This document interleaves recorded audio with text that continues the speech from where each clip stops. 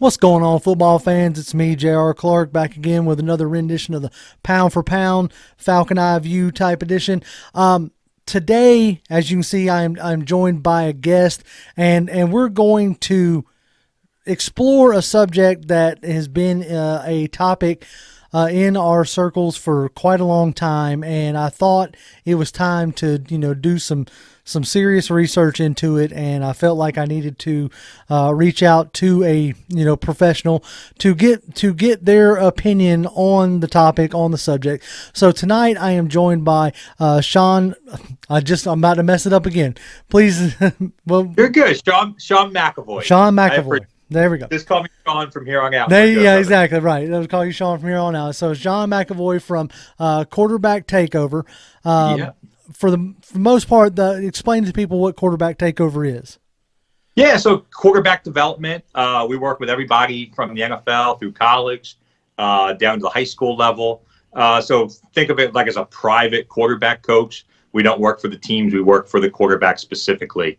But, NFL right now, guys like Deshaun Watson and Jalen Hurts and Trey Lance, Ben DiNucci out there in Dallas, Tyrod Taylor in Houston, Dwayne Haskins, just to name a few.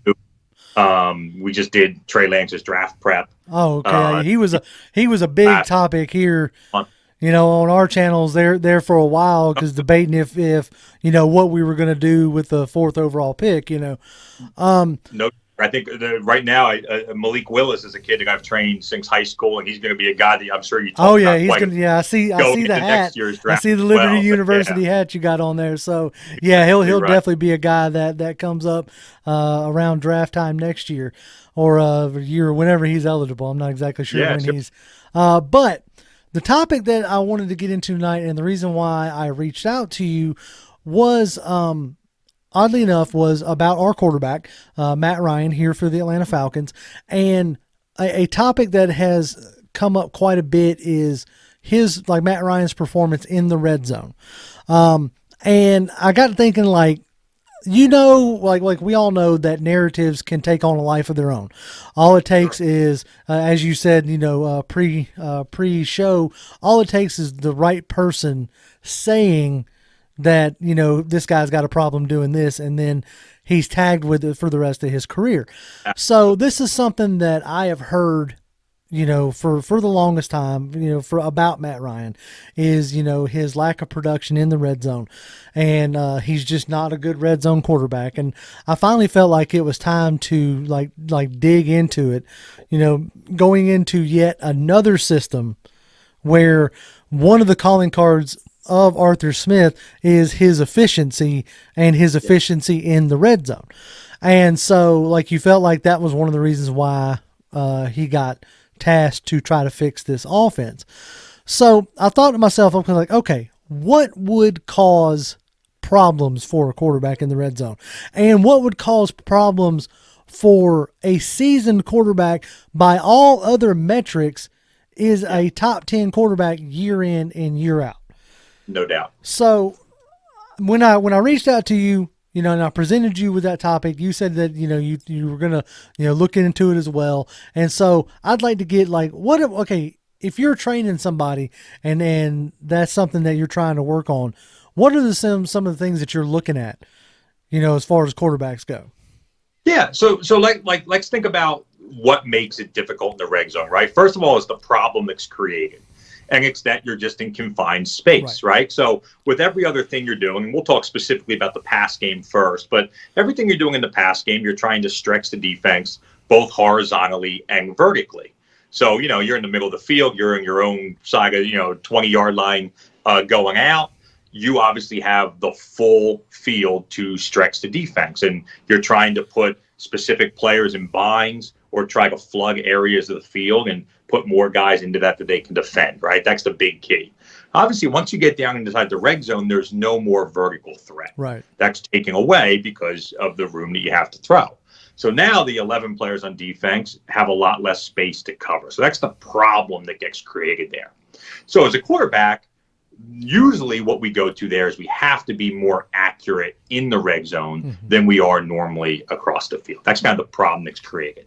So that's the first thing we talk about. To your point, Matt Ryan is a very accurate quarterback, very sound mechanically, has always thrown the ball well. So it was always, I think, a point of confusion to all of us out there and fans specifically on, wait, how are we moving the ball down the field with a quarterback that we know is one of the top 10 in the league, but then we continue to struggle? And the things that normally create problems is something that our quarterback does well, right? So it never seemed to make sense. So next, first, I want to make sure we understood the problem. Right. The second piece of it then is, from a play calling standpoint, how do we attack? How do we solve that problem, right? We know the quarterback's got to be accurate, but now I want to create situations to help him be successful. This is where different formations, moving people around, motions, things of that nature to attack the defense in this confined space can be very helpful. In my viewpoint, that's where a lot of the breakdown for the Falcons has come from, is how creative are they? How are they using their personnel in different formations to put guys into situations to be successful? Because, like I said, with a quarterback like Matt Ryan, and quite honestly, with the personnel they have, we're talking about Julio Jones for so many of these years, they had the pieces that should have, created more favorable results. And with the exception of their Super Bowl year with Shanahan, I think it was the one year where Matt Ryan had a lot of success in the red zone. I think the numbers were something like 30-plus touchdowns to one interception, right? It's that one kind of outlier year. And there was the combination where you had a creative play caller, right, to use the personnel and use Matt Ryan. So I think it's fair that, the quarterback's always going to get a lot of the blame for anything that goes wrong. But I think people that point to, different offensive coordinators and maybe a lack of creativity, that's where I would put a lot of the blame. Yeah, and see, it's funny that you bring up I say it's funny. When I was doing my research, my initial intent was to go back and study the 2016 season. Obviously, the second greatest show on turf, all those accolades. But then I thought to myself, I was like, you know what, that's almost too easy. Yeah. Like that's almost like low-hanging fruit in a sense, because in 2018, under Steve Sarkisian, Matt Ryan put up similar numbers, and actually I think he had a better touchdown to interception ratio in 2018. So when I went and looked at it, the touchdown percentage was 64%. Like he had a 64% completion, like conversion rate, I guess is what I'm trying to say. Conversion rate, right. And then once you moved on from him, you went from a 64% completion conversion rate to a 51% under the first year under Dirk Cutter. And so I really got to thinking, I was like, okay, is it a simple fact of like not having the run game, right? Because as it has been ad nauseum, we all know that Dirk Cutter, didn't really care much about like running the football. So I thought, okay, do the numbers look bad simply because he had more attempts? Sometimes when you have more attempts, like your percentages can get skewed, right? Of course, yeah, sure. So I figured, what better person to look at than Aaron Rodgers as like your high bar, right? Yeah. Like I don't know how many people don't, like, when you watch Aaron Rodgers in the red zone, don't automatically think he's going to have a touchdown, right? Yeah. And so I looked at it, and last year, Matt Ryan actually had 2 less attempts than Aaron Rodgers in the red zone. So I kind of struck that off. I was like, well, obviously it's not the attempts, right? So I thought to myself, I was like, okay, if I'm a quarterback or what have you, offensive coordinator, whatever, like, is there a certain type of play that works better in the red zone? We've always felt like Matt Ryan is a rhythm passer, I hear the phrase like timing routes and stuff like. Do those kind of things, does that become less, like, does the success percentage of those type of plays drop in the red zone? Like, do timing routes become less effective? Well, I think like we talked about earlier with the confined space, anything that normally will rely on, a cushion that's given by the defender to break into open space on time, on rhythm, like you're allowing. Like you're, talking about, that obviously gets eliminated. So I would agree with that, things that are a big part of their offense, from the 20 to the 20 Mm-hmm. aren't exactly going to come through in the red zone. What I think it is an over reliance as well. It's so funny. Like when you have a player like Julio Jones, it's like the double-edged sword, right? It's this weapon. But then I think what you saw even a little bit towards the end of Sark, and then obviously with Dirk Cutter as well, was an over reliance on just we got to the red zone and we're just going to throw goal line fake. Right, you're just gonna try to feed that guy. It almost reminded me of one of the first times, and it's something I've thought about. I haven't brought it up much on the channel just because we had talked about like Julio getting traded, quite a bit. That was a big storyline, obviously, but it reminded me of the time when Calvin Johnson retired, and they interviewed Matt Stafford afterwards, and he made the addition by subtraction. Yeah, no doubt. And I wonder if it's like if you have a guy like Julio Jones where the play calling is reliant on him, you as a quarterback are reliant on this freak of nature. Now, what made 2016 and to an extent 2018 as effective is that you were spreading the ball around. Yeah, and go ahead. That's right. No, I just to echo that point, I agree completely. I think it's when a quarterback, it's easy for them to fixate on one player instead of working through the whole concept and working through the whole progressions. You nailed it on the head. We talk about a lot with Deshaun Watson last year once Hopkins was gone, right? So you look at Deshaun Watson earlier in his time with Houston, it was a lot of trying to find Hopkins, trying to get the ball to Hopkins. And sometimes that means forcing it into coverage where it's not there. Sometimes it means hanging on a route, hoping it will open longer than normal, which will throw off the timing for the rest of the progression. And then, statistically, Deshaun Watson had his best year ever last year without Hopkins. Right. He didn't win, but you look at what Deshaun Watson put on the statistically field. What he was able to do. Exactly right. Which I think, if you're a glass half full guy, you're probably really excited about this year going into the Falcons season because of the different weapons they have. And in addition, like a guy like Kyle Pitts, who's going to be such a matchup problem in this tight, confined space, right? Right. And now you got Calvin Ridley. You can do things differently with some speed and, using guys like Alameda and, it gets different receivers where now I think you're going to see the full complement of Matt Ryan working through concepts, working through progressions, and then hopefully, and most importantly, a lot more creativity from Arthur Smith than what you've seen in years previous. True. That I think you even saw like a little bit of it in the preseason with, it was a dropped pass by Tajay, but it was I don't know like the technical term, but you had like almost like a rub route right there at the goal line. Exactly right. And so I'll be interested to see if they try to implement more things, like that. But to speak to like how beneficial is a consistent, this is going to be like almost a dumb question, but I want to get your take on it though. Like how beneficial is a consistent run game in the red zone? I think it's okay. Think about how difficult we can make things for the defense, right? Because at the end of the day, they're the ones that have to. We talk about the confined space. I'm trying to attack open space. The defense is trying to defend the open space, right? That's the every play. That's what we're doing here. So now, the more ways I'm able to attack that open space or attack the defense, the more the defense has to worry about, the harder it is for them. So if I'm, can run the ball well and throw the ball well, then that's harder for a defense to defend than our run game's terrible. We can't block up front, and all we have to do is defend the pass, right? Right. The third component to that is the dual threat quarterback. So think about that nature, right? It's we got to defend the running game.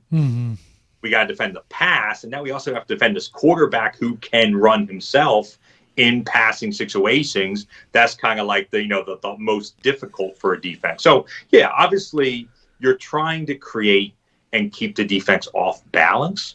And so if it's 2nd and goal from the 6 and they truly aren't sure if we're going to run the ball because we can do that successfully, or we're going to throw the ball to our weapons, or we can play action and do and get the quarterback out on the edge and some kind of boot. And the teams that are really effective in the red zone, that's what they're doing. They're keeping the defense off balance, and they're able to attack them in multiple ways.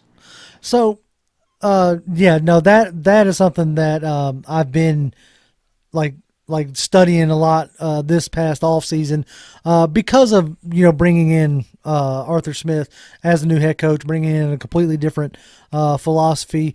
The best I can remember, it may not mean much to anybody else, but as I said, the other night on our show, they released the depth chart for the Philadelphia game, and I think it was the first time I've ever seen a depth chart released in 12 personnel. And that I found that to be just fascinating. That you're kind of putting that information out there. Now, obviously it'll be a couple games before we really start to see the tendencies of this team emerge.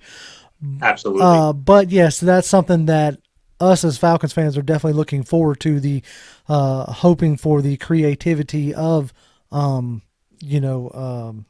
Arthur Smith, what he brought from Tennessee and his, use of the run game, use of the tight ends, and also not just that. I mean, use of play action and motion. Like, can you speak to like what that does, for a quarterback, like the, play action and motion and that kind of stuff? You talked about when you talk about like the rub plays and things of that nature. If I'm a defender, well, what's the easiest thing? If I'm a corner, the easiest thing for me to cover is the wide receiver who's directly in front of me running vertical to me, right? That was kind of the knock on, listen, I know it's Julio Jones. I know you love that matchup, but, Sark and Cutter would run a ton of just like 3-vert, 4-vert type, concept stuff, which, to static defenders without motions or formation shifts or anything like that. It was somewhat predictable, obviously, and pretty easy to defend. Right. So then the level is, well, let me come run concepts out of a bunch of different formations, right? So maybe it's still static. Maybe I'm not motioning, but just, hey, it's not just, twings to the left and spread out to the right. Maybe I got some kind of, like you said, 12 personnel, multiple tight ends from a condensed formation, and now they're spreading out on the snap to the same areas of the field they were going to attack anyway, but they're doing it from different places. That's tougher to defend. Now you add shifts pre-snap and motions, and now you have guys literally changing position on the snap of the ball. You can just see, like, very commonsensically how this makes things more difficult for the defense. Right. Yeah. So now the ability to run, the ability to pass, and then the ability to do either of those out of multiple formations with motions. So you got defenders moving. Now you add in those rub routes and crossers and speed instead of just straight, single. Just my guy beat your guy kind of thing. Kyle Pitts is going to be such a big piece of this. As you saw, he was with Florida. You have this guy that you can't cover. I mean, it's like back to Tony Gonzalez and guys of that nature, right? Like, you can't cover him with a linebacker.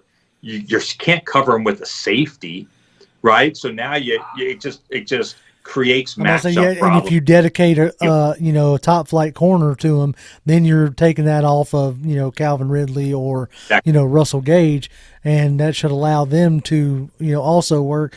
Now, another question, like another thought process that I had is like, is there like in your study, is there like a certain type of pass maybe that, like, because I think a lot of like our fans get fixated on like, oh, we'll just throw a back shoulder fade, because that's something that we hear on broadcast, just throw a fade or just throw. Like, one thing I have noticed is a good bit of touchdowns that Matt Ryan throws in the red zone do come off of like corner routes. Whether it be, tight end or, throwing to that, that back corner pylon. So, I mean, is there a type of route, or is that more like quarterback specific, what they tend to like gravitate towards?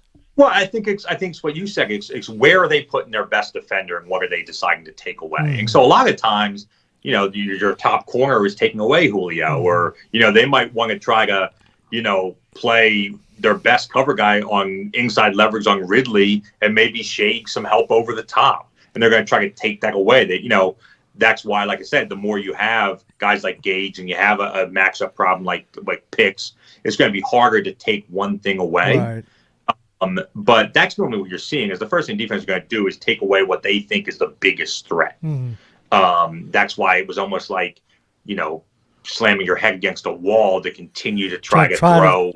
Try to feed Julio. That was the one thing they were taking away. I mean, I think the number was staggering. Was like 1 out of 20 in 2019, where they just, out of 20 targets to Julio Jones in the red zone, they completed one. Yeah, which is staggering number, right? So what you're going to see, to answer your question, I think the fade or back shoulder fade, right? We're on the same page here. If I can beat him over the top, then I throw fade. If he's in good position and I can't beat him vertically, I throw the back shoulder fade, right? And like we talked about before, in confined space, like the red zone, it's hard to beat him over the top on true fade. Sometimes you'll have that matchup. I throw it up, kind of jump ball fade. Right. But the back shoulder has become so prevalent in the red zone. And obviously the NFL quarterbacks, that's a route on air type throw for them. But you're doing it against NFL. Yeah, right. I mean, you're doing it against professionals as well. Right. On that route. So now the route then that's maybe tougher to defend is forcing either the outside linebackers or the safeties to try and get over the top and play in space, play those corner routes, the slot fades, pick up some of the crossers or some of that rub routes. So I think that's where teams are trying to go now. You're seeing them be a lot more effective there. And then I think you hammered the first point. Man, if I can run the ball down there too, now I open up all the boot off of it. I get my quarterback on the edge. And obviously we know Matt Ryan's not the most athletic quarterback in football. Now. He's been so that's going to limit. He's been doing speed training. I'm not exactly sure what speed training is, but I've heard. I was going to ask you if you knew what speed training was, because I've heard it mentioned a handful of times in different pressers and stuff like that over this all season that they've been working with. How much faster can you get a 36-year-old quarterback? It can't be. So that's what say. I mean, it's not like, Matt Ryan's going to go from a 5'4" guy to a, 4'5" on speed training, right? I think at his age, where speed training helps him is in sugging movement, agility, and it helps his footwork overall, which, it can help everything he does in the pass game, getting his feet in a good position, being more stable in his throws. That's where I think a guy like Matt Ryan benefits. Right. If you're talking about draft prep, you're talking about a college receiver. He's trying to get from a 4.35 to a 4.31. Right. So we're talking tenths, hundredths of a second. But in a draft world, that's round. Yeah, I was about to say that's first round to second round type stuff. Yeah. So you're talking about it's just like anything else. You're talking about really form and mechanics, right? So it's like the old adage. Okay, you got two guys that run and they cross the line at the same time. One guy's got perfect form. One guy has terrible form. Which one do you want, right? It's the guy with the terrible form because you coax that up. He's going to beat the other guy every time, right? That's what the speed training's trying to do is just, get that person more efficient in his form, in his ability to change direction. But yeah, it's certainly incremental. Yeah, I was about to say I wouldn't expect a ton, out of a 30. I don't think. But, you're gonna. I don't think you're gonna be able to turn Matt Ryan into Kyler Murray or Deshaun Watson. That's exactly right. But can he be Ben Roethlisberger? Who does some good things in space? Obviously, Aaron Rodgers is a little bit more athletic than Matt Ryan, but it's not like you have to be a true running quarterback dual threat to still put the defense in a tough position if you're able to get out on the edge and get in space and create some different throwing lanes as well. So, like I said, I think I'm hopeful. I think as all Falcons fans are, the combination of more creativity from a coach who's been proven to, be very creative in shifts and formations and motions. And then, I keep going back to the personnel and, I know Falcons fans are trying to figure out if this is the year we replace the quarterback. And yeah, that was definitely a big talk. And I think guys it's going to be hard to be disappointed with having Kyle Pitts for the next 15 years. I think that's something that, during our draft process, that was something that was like, once it was solidified and that we took him, that was one of the things that we were bringing up is that, look, you got Matt Ryan contract, however you want to look at it, however you want to break it down, effectiveness contract, whatever you want to use that's holding him in Atlanta. Like you got him for another at least 2 to 3 years minimum, I would think. Oh, sure. And I don't see that as being a downside. So you take, what is arguably the best player in the draft, period, non-quarterback player for sure. You put him on your team, and then when you do bring in your young new quarterback, he has a freak of a safety blanket in Kyle Pitts. 100%. And 100%. So it all stems from the fact that quarterback was not the main issue for this team, right? Matt Ryan is I was going to call him a competent quarterback. That's not even fair to Matt Ryan. I mean, he's a high level, probably a borderline Hall of Fame guy when it's all said and done with the numbers he'll put up, especially if he can get over the hump here and win a championship. So yeah, if he does that, then it's almost a no-brainer to put him in the Hall of Fame. So you have brought up a lot of the points that I had thought of, but as being, as I've stated many times before, I haven't been following football my entire life. I actually, by just full-on happenstance, started following football the same year Matt Ryan got drafted. So I thought, you can only do so much like research, in a sense. So these were some of the points that I had come to the same conclusion, but I was like, man, if I really want to talk to somebody who's been doing this a lot longer, who's been, and somebody who does this on like a professional level, as far as like, training quarterbacks and looking at the game in a different, way than I just do sitting here, in my house staring at, film tape and computers and all that jazz. So it's refreshing to hear some of the same things, because as I like led off this whole video saying sometimes you can get a narrative stuck in your head that may not be true. Like I'm always concerned that I'm building those same kind of narratives, like, because when I look at it and looked at, the things that Dirk Cutter ran, like it got to a point where I was like on our show, he's like, he's the guy that will not be named because I was blaming him for everything.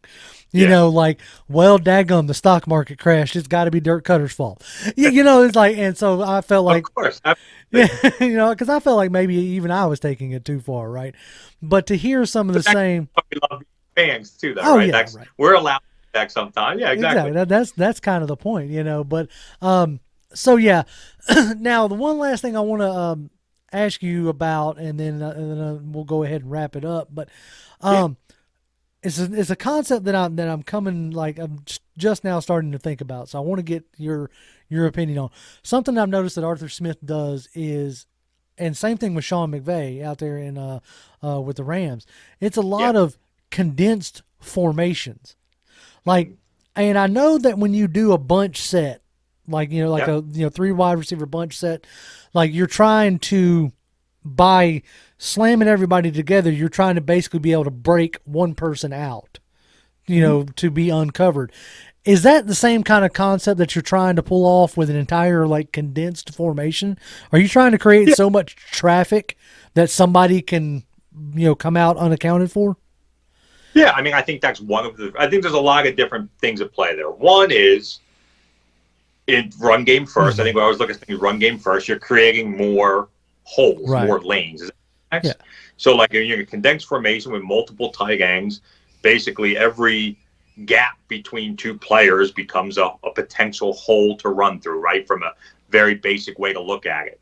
So if you just have 5 linemen and everybody's spread out, then you basically have, 6 holes. Does that make sense?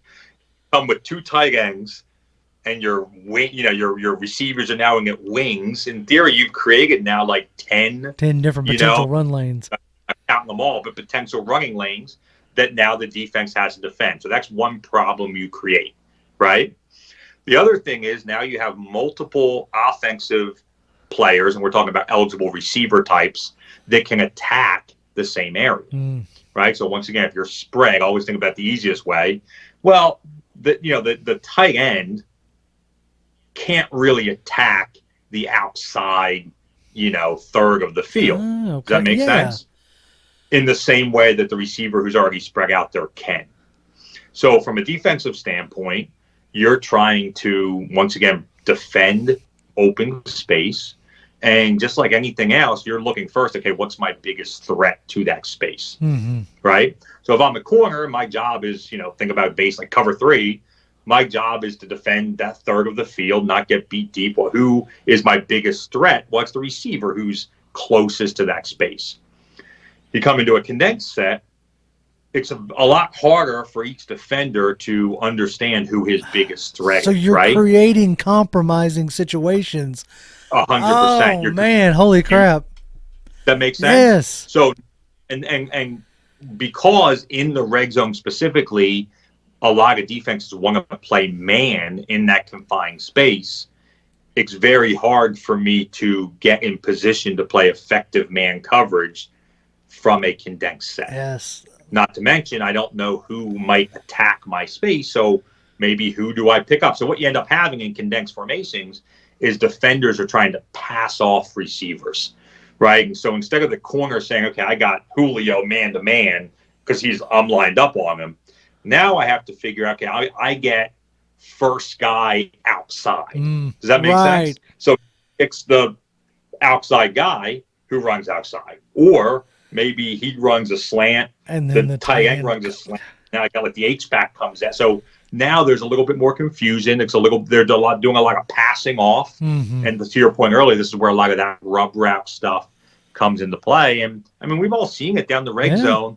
Quarterback drops back. This is the guy wide open. Like the defense is lost. Right. And this dude is just like basically walking. Yeah, we're just dumping to a wide open guy because the formation, the scheme, and the play design put the defense in a bind that they couldn't, figure out. So anytime you're able to make things difficult, we keep coming back to that for the defense, keep them off balance, keep them guessing, your chances of success, I think, improve. Man, Coach, this has been an amazing talk. This is like, when you agreed to come on, my first thought was like, I'm not exactly sure, like, the questions that I wanted to ask, but this has been like as great as I thought it was going to be. So I very much appreciate you taking the time to answer some questions, confirm some things that we as Falcons fans had thought, but also in shedding some light on some other areas. So I very much appreciate it. Anything you want to plug here towards the end? No, not at all, man. I'm fired up for you guys. I know there's a game that's happening tonight, which would be cool. NFL season's here. Yeah, it's here. It's on. And I'm just, I feel like myself and my partner Quincy Avery at Quarterback Takeover, it's like we do all the off-season work and now we just enjoy it. So I was at 2 college games last weekend. I went to Wake Forest. I went up to Liberty to see Malik. We'll be watching all our NFL guys this weekend. I must say, what do y'all do now? This is kind of like y'all's off-season. Yeah, I mean, we have a bunch of high school guys in season. So every Sunday is kind of like what we call our in-season skill sharpening for all our high school guys. Like the one day a week, hey, let's tighten the mechanics up. What are some things on maybe Friday night that we want to improve on? Really just trying to send them into the new week with a ton of confidence, right? And then, I'm on the phone a lot with all our guys in college, see what they need. Sometimes it's a pep talk. Sometimes it's hey, I'm struggling with this. You're trying to talk them through a mechanics issue or you're helping them break down film and things that they're seeing. Obviously, they have coaches there that are doing the brunt of that, but you build a relationship and they rely on you to help out. So you become a trusting voice. Watch as many guys and I get to be a cheerleader this time of year. That's awesome, dude. And hopefully, all the work we put in, they kind of reap the rewards of it now. So maybe if you're willing, we may have to get back in touch with you when it comes around draft time again and get some inside nuggets or whatnot. That would be interesting. We're gonna have quite the draft class this year. There'll be I know like I said, if the Atlanta didn't go for QB last year, maybe they do this year. Who knows? Who knows how the season turns out? We'll have a pretty nice draft class there coming coming your way. So absolutely, JR, you invite me back, I'll be happy to do it. All right, man. I very much appreciate it. You have yourself a good night and go enjoy the game. And you too, brother. Go Falcons. Yes, sir. I'll at you later, man.